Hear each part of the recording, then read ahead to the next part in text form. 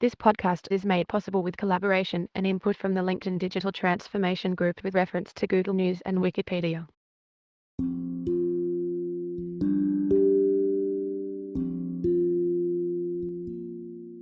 Keeping up with digital transformation.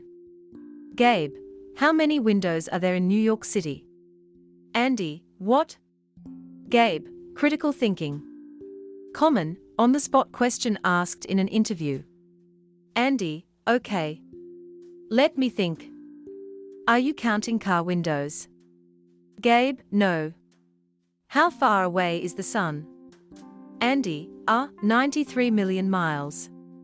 And the diameter of the sun is 870,000 miles, which makes it 109 times wider than the Earth, and Gabe looks visibly annoyed, 333,000 times heavier than the Earth.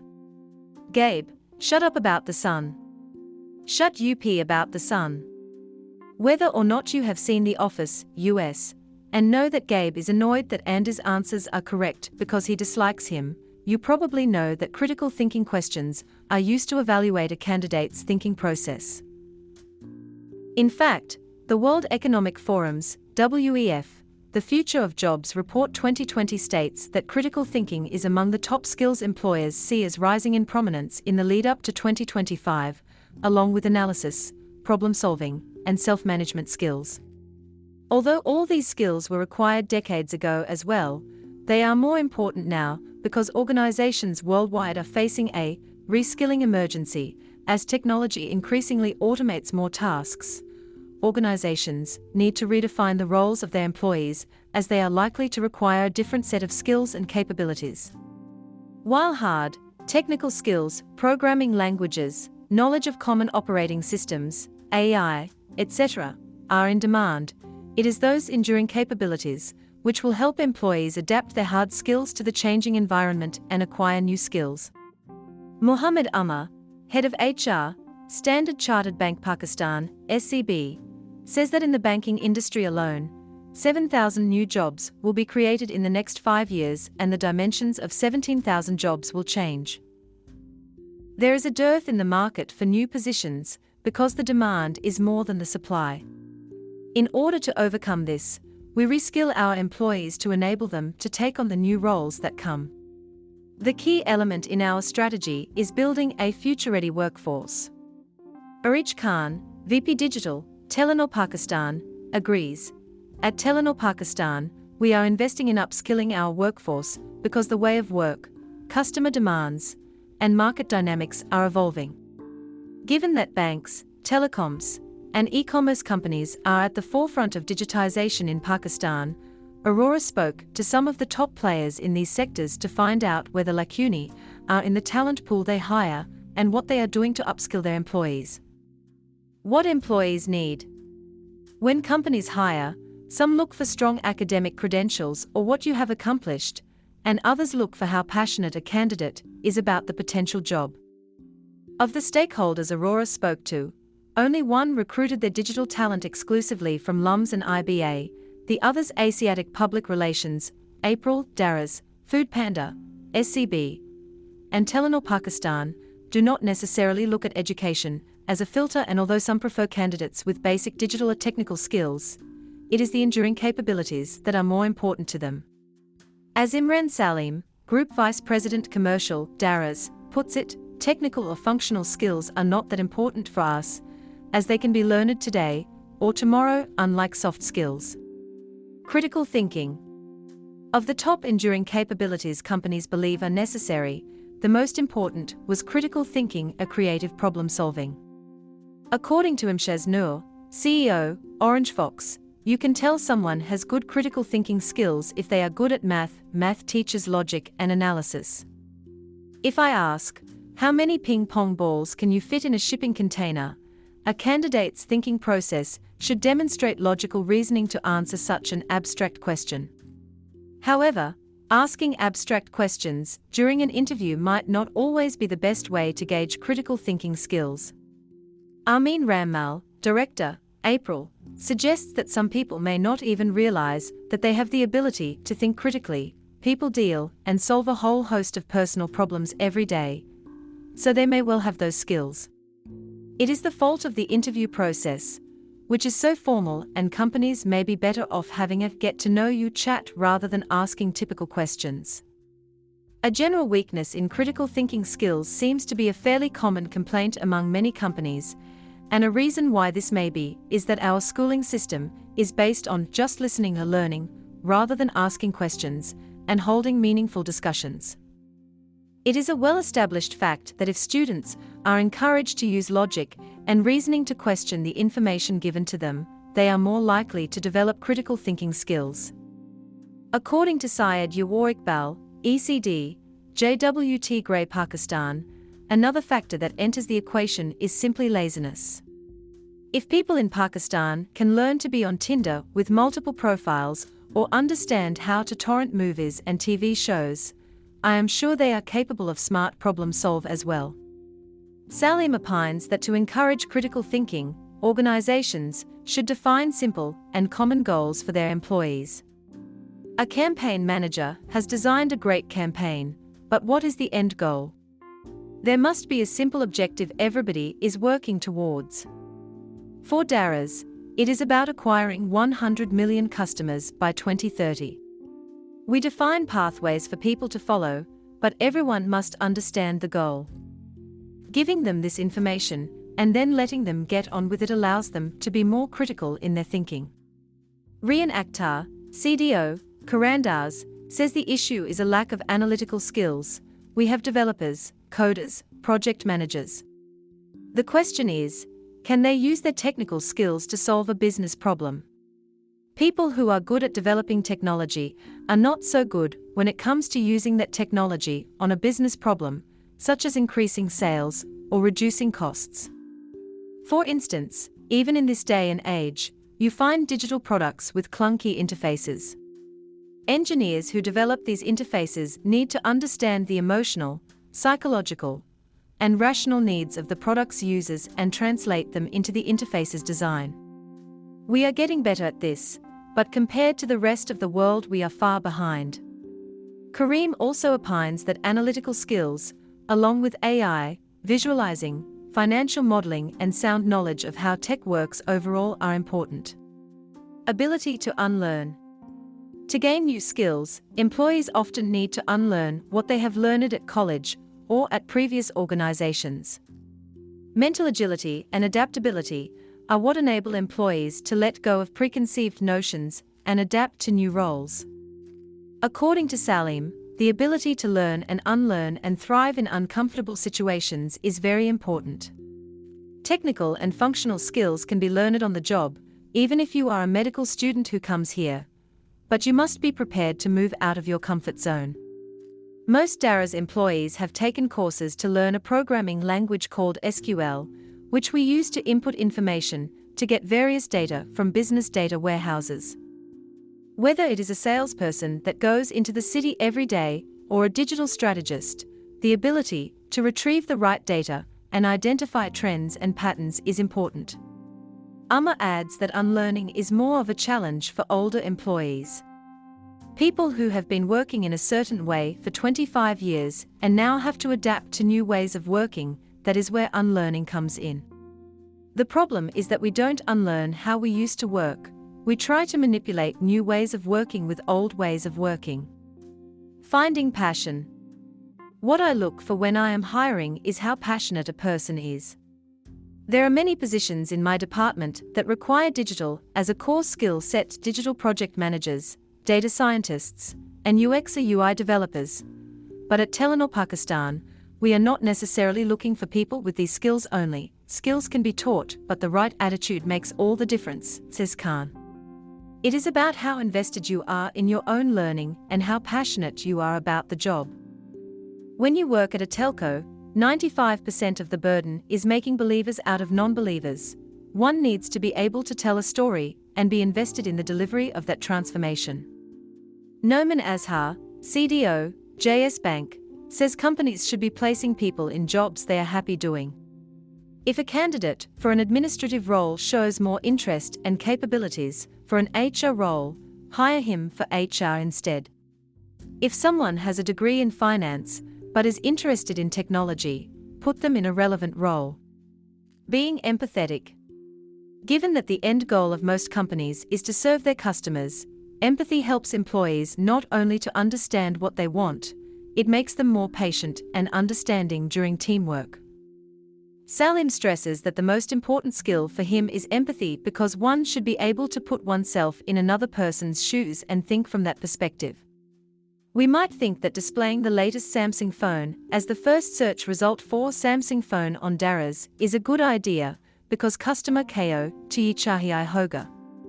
However, the reality is that most customers are looking for a phone that is below 15,000 rupees with WhatsApp capabilities.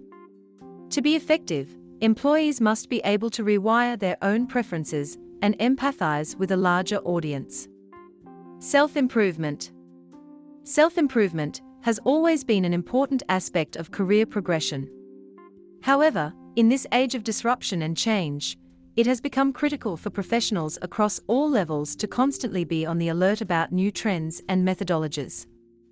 When people start a new job or switch roles, on-the-job learning is provided by most organizations. However, the bottom line is how quickly an employee can pivot and adapt. For sure, in most cases, an employee at a new job or function will be taken through the processes required to deliver on the tasks, but eventually, the employee will have to resort to other means, online and offline, to perfect themselves. What should companies do? Invest in employees.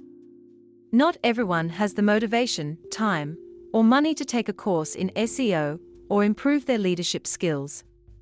Moreover, companies generally do not have a training budget, and even if they do, training does not happen frequently enough, or is not customized to suit everyone's needs. Essentially, companies need to invest in their employees, and there are 3 ways they can do this. Firstly, by providing free learning modules and training. SCB and Telenor Pakistan have their own learning platforms, Discover and Telenor Academy, respectively.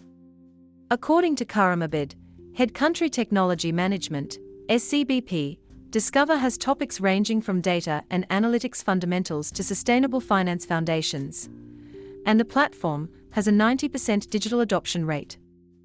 Telenor Academy, meanwhile, contains thousands of courses from Coursera, LinkedIn Learning, Telenor curated content, and links to external podcasts and articles. Their employees use the platform daily, and in 2021 alone they logged a total of 27,078 hours. There is, however, still an issue here that is a cause for concern for most employees. How do they find the time to learn? The solution is perhaps to give employees time to learn during working hours. Telenor Pakistan recently organized a 3-day interactive learning camp where employees were encouraged to prioritize themselves in those 3 days and were allowed to delay business meetings to attend the camp.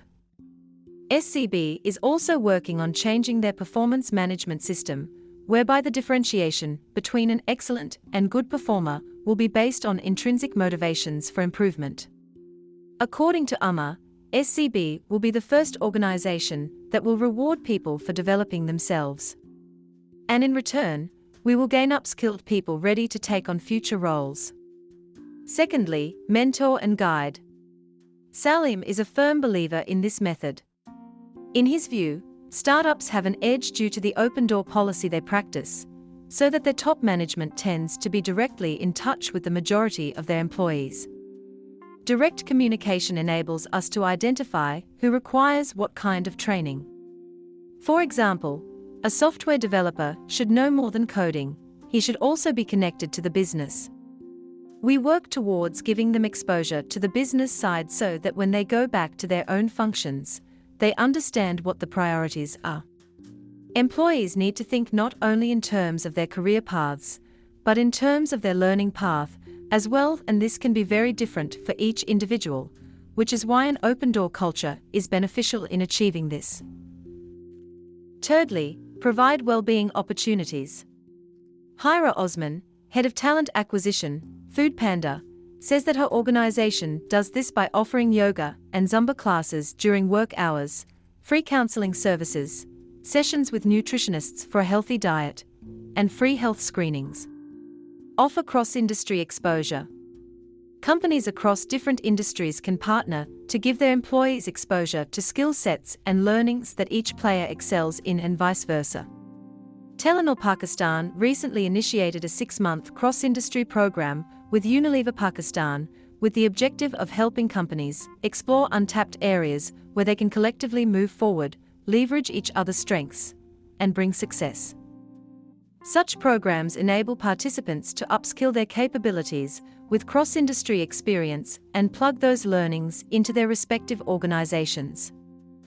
Telenor Pakistan brings to the table digital product management, customer experience, governance, digital analytics, strategic and core partnerships, digital marketing, digital accelerator, and API management. Unilever brings techniques such as brand management, consumer market insights, and media.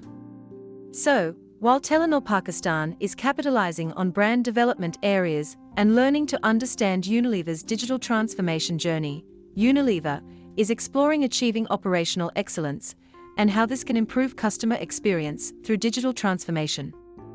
Upskill higher management. Team leaders and managers should not be exempt from upskilling, and most of all they should acquire the updated basic skills that their subordinates have. When a chief digital officer does not have basic digital skills, or a project manager has never used an app, the people under them are negatively affected. If the reporting authority is unable to fully grasp basic concepts related to the job being managed, it can hold employees back. Akhtar considers agility and focuses as skills necessary for higher management. He cites the example of the fintech organ, where one of the co-founders has a background in design. Due to the co-founders' focus on design, their app has had a sleek and user-friendly design from day one. Compare this to other fintech apps that are difficult to use. The founders or CEOs don't even realize this. Speaking specifically about design, he says that modern organizations have positions like chief experience officers or design officers, whose main responsibility is to keep the life cycle of a website app design human-centric. It was no fluke that Candy Crush or Angry Birds clicked with consumers, it was the design that did it. What should schools or universities do? Even if companies play their part in providing advanced learning opportunities, people need to be encouraged from school onwards to ask questions. Azhar cites his own example of how, during his college years, no one either at home or at college was able to help him understand what he should study and what he was really passionate about. I love technology and did not realize this until I started working for a telco. I did my matric in sciences because, during my college years, people would say nalayak log computer parte hain, and I pursued pre-engineering simply because a friend, who I followed into the field, thought engineers bari pahe like hotai hain. We need mentors early in our lives who work on our individual skill sets. Khan emphasizes that the education system should focus on developing mindsets that encourage people to think about the big picture. This means more project work and collaboration to build student capabilities using modern tools that compete with intelligent machines, along with training around digital skill sets, learning how digital products are made, for example. It is only when you start honing into these aspects that you are able to equip people and compete in a fast-moving world. To conclude, to catch up with the changing world, there has to be a sea change in mindsets across the board. Educational institutions need to encourage curiosity and a critical approach from their students. Organizations need to provide a higher degree of mentorship, be prepared to invest in training, and encourage a more collaborative environment. And employees need to understand that to progress in their careers they need to embark on an ongoing process of critical self-assessment and self-learning. A message from our sponsor, Anchor.fm. If you haven't heard about Anchor, it's the easiest way to make a podcast. Let me tell you here how it works. It's free, you can register free online. Just go to Anchor.fm and register. There's creation tools that allow you to record and edit your podcast right from your phone or desktop computer, that's how easy it is. Anchor will also help to distribute your podcast for you, so it can be heard on Spotify, Apple Podcast, Google Podcast, and many more other platforms. You can also generate income from your podcast with no minimum listenership. It's everything you need to make a podcast, all in one place. Now, you can download the Anchor apps from the Apple Store or Google Play Store. Enjoy the podcast. Thanks again.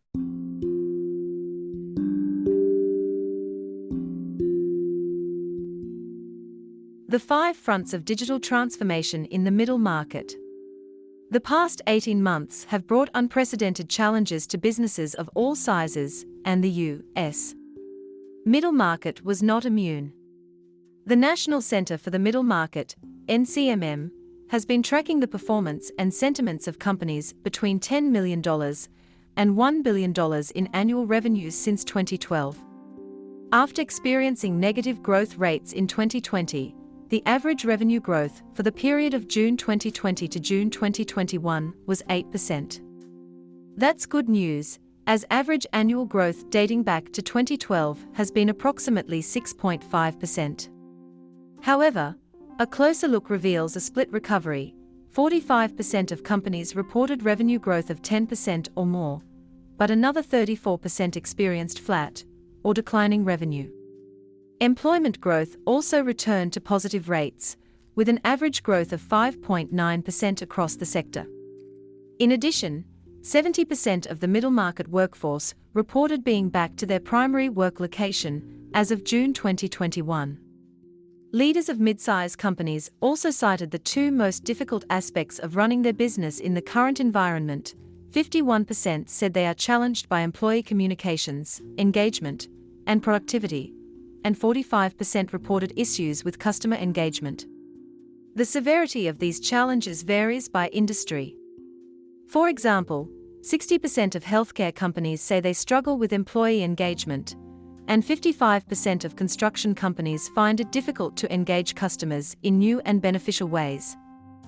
With an uneven recovery and ongoing challenges, how can mid-size companies continue to thrive? We know from our research over the past decade that they are generally resourceful in the face of constraints such as capital, expertise, and time. Focusing on digitizing their businesses will help address challenges around customer and employee engagement. The pandemic has shifted priorities. Investment in various technologies has accelerated because of the pandemic, with the goal of addressing a number of operational areas, such as cybersecurity, customer engagement, and communications. But this shift to digitization does not necessarily reflect how executives are feeling about the state of their own businesses. We asked leaders about the importance of digitization, and while 52% cited it as either important or extremely important, only 35% considered themselves advanced or ahead of their peers.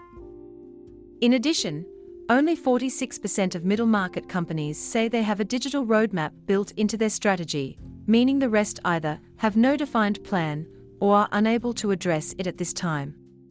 As with other challenges, digital maturity levels differ by industry. Take the manufacturing industry, which is one of the largest sectors in the middle market, at approximately 17% of all companies. Nearly 50% of these businesses say they are concerned with keeping pace with the right technology in order to compete. This is concerning because it's not just about advanced manufacturing and artificial intelligence in the factory. Technology touches all aspects of the business. For example, Gertrude Hawk is a chocolate manufacturer based in Scranton, Pennsylvania. The 85-year-old company operates 40 physical locations across 3 states, as well as a consumer e-commerce site and a B2B platform. While their internal processes are excellent, the company had long ignored the importance of strong digital platforms as a means to engage customers. Recently, they focused investment on digital marketing tools, such as an improved website with high-quality photography, in addition to a customer rewards program accessible via mobile devices for easier shopping and ordering. By acknowledging that they were behind their peers, the company has seen increased site traffic, longer average visit times to the site, and growth in rewards membership as a result of their investments. While most of the concerns seen early in the pandemic, uncertainty continuity of operations, working capital, have largely subsided, customer engagement and employee communications remain a challenge. Nearly one-third of mid-size companies say they have moved permanently to digital communications internally, with another 24% planning to do so in the near future. Additionally, 31% of companies have permanently implemented technology to engage with customers. A great example is Twiddy & Company, a hospitality firm located in Duck, North Carolina. The proprietor of hundreds of rental properties in the Outer Banks, Twiddy traditionally relied on its strong customer relationships, repeat business, and word-of-mouth referrals. However, with the industry literally shut down during spring 2020, company president Clark Twiddy began leveraging investments in CRM platforms to reach customers in new ways. For example, they found that prospects and past renters responded better to text updates than phone calls or emails. The CRM also allowed the Twiddy marketing and sales teams to collect and monitor every contact point, regardless of method, to ensure the right mix and cadence, as well as calculating conversion rates. The results have been impressive, driving historic growth and occupancy. Going forward, the company has made a commitment to ongoing innovation, experimentation, and investment in digital communication practices. Many middle-market companies are also challenged by resource constraints. Therefore, making similar investments is easier said than done. When asked about obstacles, most companies reference the costs and budget issues associated with new technology. Middle-market IT spending is focused on daily operations of the business and cybersecurity, both representing approximately 11% of total budgets. In addition, firms note a lack of time given other priorities and a lack of proper internal resources to implement these technologies effectively. A framework for digital transformation. Investment in digital tools and processes has not suffered as much over the past 18 months as other business functions, partly out of necessity. Indeed, investment also accelerated as a way to achieve the goal of a more efficient, profitable, and productive future state of work, and the investment has paid off. Middle-market companies with a digital vision that is clear, comprehensive, and guides strategic decisions grow 75% faster on average than less digitally sophisticated peers. While impressive, nearly two-thirds of leaders also say a digital skills gap in their workforce is holding them back from even more aggressive pursuits. So how should executives address these issues? The NCMM developed a framework to help guide middle-market companies in the process of digital transformation. Essentially, the enterprise sits in the middle of 5 distinct but interconnected activities. 1. What we sell, product and service offerings. 2. How we produce its supply chain, manufacturing, operations. 3. How we sell it, customer experience, channels, marketing. 4. Our IT backbone, infrastructure, security. 5. Our workforce, talent, digital skills. To address 2 of the middle market's biggest challenges, we will focus on how we sell it, customer engagement, and our workforce, employee engagement. Customer engagement. Middle market companies say customer experience, lead generation, and marketing tools are currently their top 3 customer-facing digital priorities. Here are some best practices for making progress in these areas. Place greater importance on integrated multi-channel marketing and sales, finding the right mix of online and offline marketing, sales, and service. Develop a more functional website that connects customers with employees and offers support for products and services. Increase online interaction with customers, website, social media, mobile. Use a variety of digital customer experience and analytics tools. Use technologies that support the sales force, such as CRM systems and social media. Work toward an omnichannel, end-to-end digital experience on all platforms and channels. Employee engagement. Accessing, attracting, and retaining the right talent has been a challenge in the middle market for several years. Leaders are especially challenged when it comes to finding potential employees with the right digital skills. To address these issues, middle-market companies should do the following. Make a concerted effort to invest in people with specific digital expertise and be willing to pay a premium for the right skill sets. Adopt the latest and best technology and digital processes, including using digital platforms for employee goal setting and performance management, and using mobile apps for talent acquisition. Take a strategic approach to realigning the workforce and deciding which activities can be contracted to outside specialists in order to combat the digital skills gap.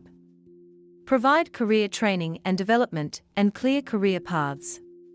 Insico, started in 1947 near Philadelphia, develops and produces high-precision machine parts, originally for the phonograph and textile industries, but more recently for medical, defense, and aerospace customers. Their investments in advanced manufacturing technology have preserved their ability to meet stringent production requirements to the millionths of an inch. While operational investments have helped them maintain their place as a leader in their industry, the focus on customer and employee engagement has also been an important part of their growth. They've revamped their website into a one-stop shop, which is easy to navigate for customers and allows employees to access product materials and make updates easily. Since the launch of the new site, Insico has seen significant increases in page views, pages per session, and average session duration. They've also seen a lower bounce rate, indicating the redesign has made a meaningful impact. By utilizing some of these best practices, middle-market companies can kickstart or help strengthen their own digital journeys and set themselves up for future growth in the process.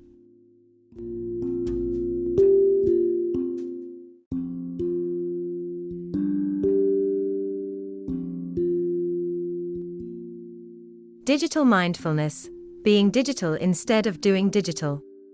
This saying, often misattributed to Mahatma Gandhi, but actually penned by Arlene Lawrence in her book, The Love Project, encapsulates the difference between doing digital stuff and being a digital business. Organizations attempting digital transformation tend to fixate on projects and processes in lieu of people and products. Worse, in a post-pandemic world, organizations that attempt to return to normal are more apt to be lapped by competitors, or not return at all. McKinsey reported that in the past year, companies accelerated their implementation of digital capabilities 20 to 25 times faster than their executives thought possible. Yet most of these changes were not core transformations, but urgent, imperative technology projects to enable remote work or the migration of assets to the cloud. They did not represent a change to the business culture, business model, or organizational mindset. Even Gartner acknowledges this difference, arguing that these kinds of projects are more digitization than digitalization. The latter involves a disruptive transformation, disruptive not only to an industry, but also to an organization itself. Digital transformation follows from longer-range strategic plans, not a set of technology projects. Many businesses think going digital means adding more technology, says Giles Crouch, Chief Digital Officer at Sapient, a digital strategy and design firm. Sometimes, though, it's about taking technology away, or combining what already exists in smarter ways.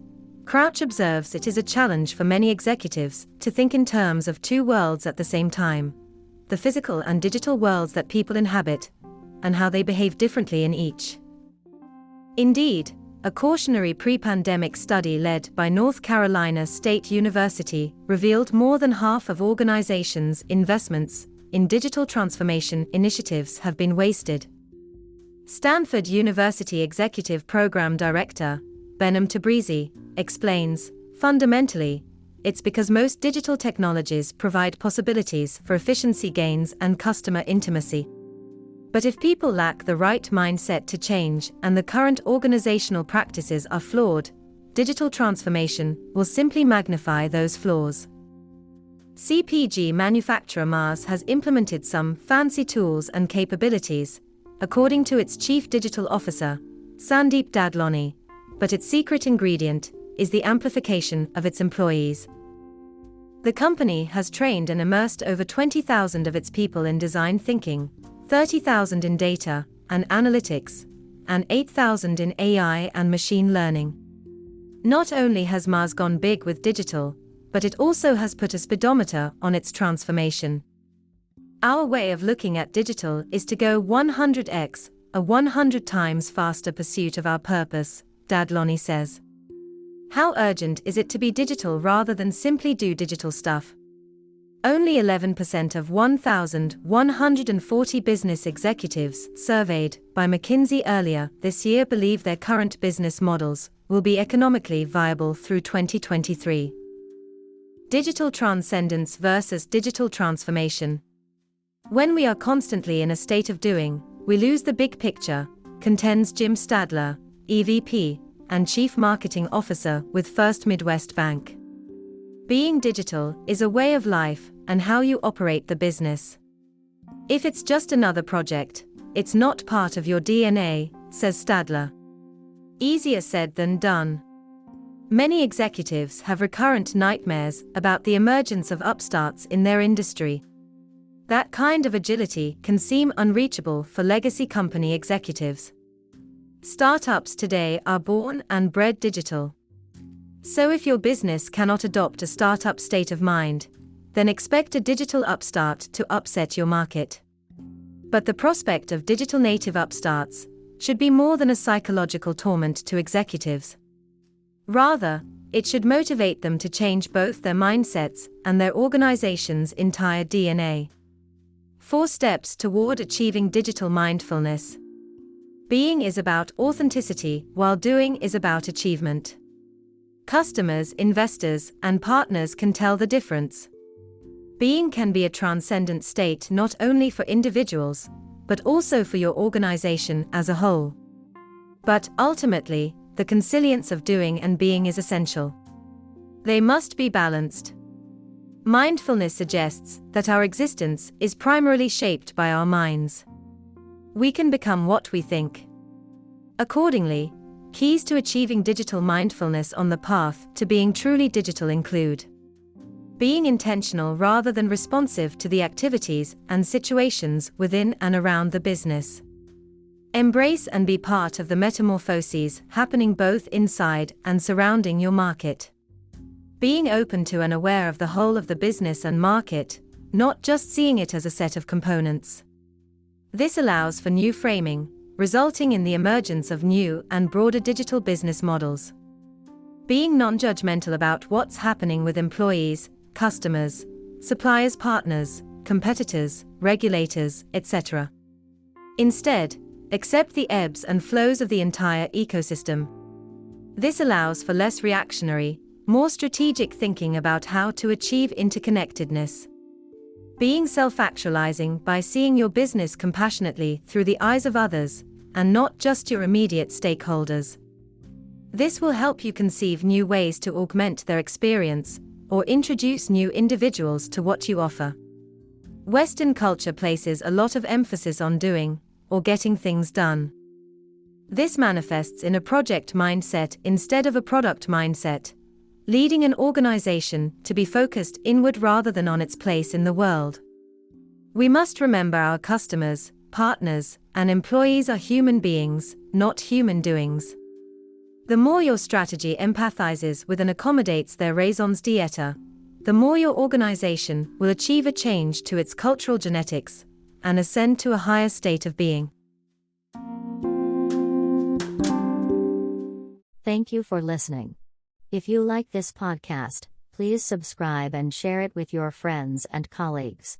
Please also support us by clicking the support button at our page anchor.fm/Maifors, MAIFORS. That's all for today. Hope you enjoy the podcast. We will see you again in the next episode. Have a great day, take care and stay safe.